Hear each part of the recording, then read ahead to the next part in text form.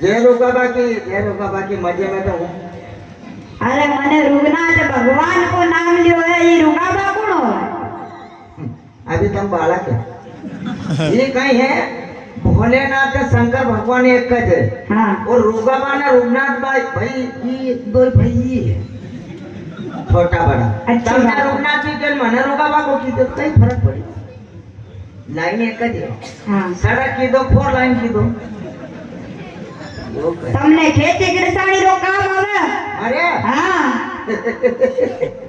लखपति को मुंह तो 1.5 बीघो जमीन है 1.5 बीघो। 1.5 વીઘા में લખપતિ? हाँ એ શું કામ કો બીજ બોલ?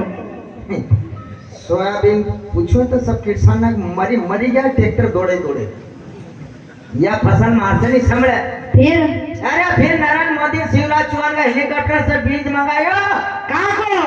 आखा मारवा मार दो कोई नहीं की सकतो कानू भाई पैसा लेना आयो। कोई करमेल में नहीं की सकतो कोई किसान जो पैसा। अरे वो बीज कहाँ को है? आधा बीघा को गाजर कहाँ बोलो दार क्या करी ने मरियो बाकी આપણું बीज खत्म नहीं होई। और कहीं को आधा बीघा को? आधा बीघा को? हाँ। या लॉकडाउन कोरोना चली थी कि नहीं? हाँ। उन टाइम में तुम्हारे भाभी को आधो माथो दुखतो तो आधो सब दूर फिर गए देवपालपुर बननगर बदनावर